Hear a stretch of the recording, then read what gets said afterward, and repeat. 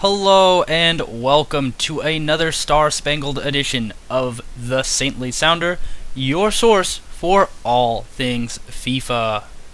That jaunty little rendition of Yankee Doodle means that we have another episode of the original series Manifest Destiny in store for you today. Episode 2 is titled Guns and Glory, and you better bet we brought out the cannons tonight. In case you need it reminding of the rules of Manifest Destiny, all players must be American, and that is American as determined by EA. There are absolutely no fitness cards allowed, and that will encourage squad rotation. All games must be played in one continuous Division 1 online season, so no backing out if this doesn't go well. I'm stuck with the consequences, but I'm also stuck with all the glory if we win. No 5 at the back formations. We're not here to hide. We are here to attack. So without further ado, here we go. No changes to the squad that won last game. Everyone's still in the same spot. I kept Donovan at left mid. Jermaine Jones, that big rock in the center of the park, is staying at CDM. And then the big boys, Johansson and Hurtado, also playing up top.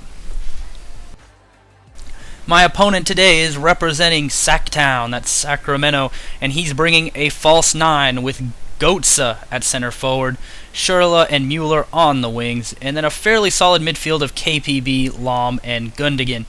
Overall, I'm quite scared of false 9s because it generally means you're a better player because it doesn't create as many opportunities in the conventional sense.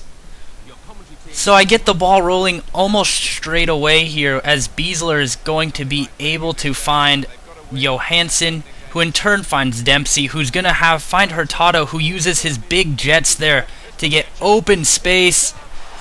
But that's where you see that horrible finishing stat he has, and I put it just wide. The first half would be fairly back and forth, with me normally forced out onto the counter as my opponent was really good at possession. There, Jones, though, showing why he is such a boss. Johansson to Jones, Dempsey to Hurtado. Perhaps it fell to the wrong guy again because what should have been an easy goal goes just wide. I think my opponent couldn't even believe that went wide, as he would end up watching all 3 replays of that, the only time he ever watched all 3 replays. He was quite a good player and a fairly class act as well. He would show his class right here after I make a rather silly turnover in my own half. He's going to string a couple passes together here before finding Andre Schürrle down the wing. Johnson makes a meal of it, but it would be all sauerkraut and no sausage for Schürrle as Howard makes the big save. He would rue that mistake, as in the dying moments of the first half, Hurtado would finally atone for the mistakes he made early in the half and put the ball in the back of the net. As you're about to see, what a ball and what a run. Johansson's going to play in Hurtado, who is able to finally put the ball in the back of the net with a near post finesse shot.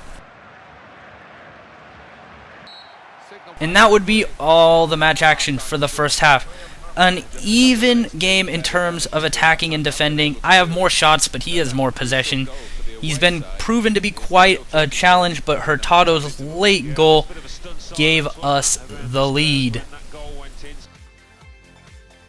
We're going to pick it up in the 50th minute with Hurtado and Dempsey connecting quite nicely. Dempsey's going to take it down to my favorite spot on the end line. He's going to put in a nice couple fake shots before finding Aaron Johansson for his first goal of the match and second point of the game. Man, has he been immense. He has a goal and an assist already at this point in this game, but all the credit goes to Dempsey, who did all the hard work and slots it across. An easy ball, some would call a cheesy ball, but a goal nonetheless.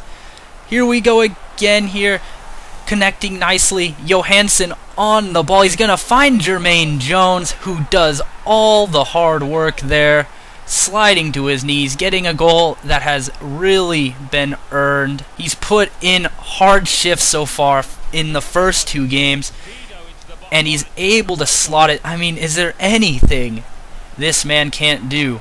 But we weren't done yet, as Eric Hurtado is going to lead the counterattack. Look at this dribbling. This is not a guy who has 60 dribbling. He is incredibly gifted on the ball, especially for a 65 rated silver. Aaron Johansson says, give me all the accolades. He's going to tower over Jerome Boateng there and grab his second goal of the game, his fourth goal in 2 games. Absolutely immense here, jumping over Boateng. That would be most of the match action. I did actually concede at the very, very end of the game to win 4-1. Johansson, absolutely awesome. But look at Donovan again. I just can't get him involved no matter what I do. Even when we're playing good, Donovan's disappearing.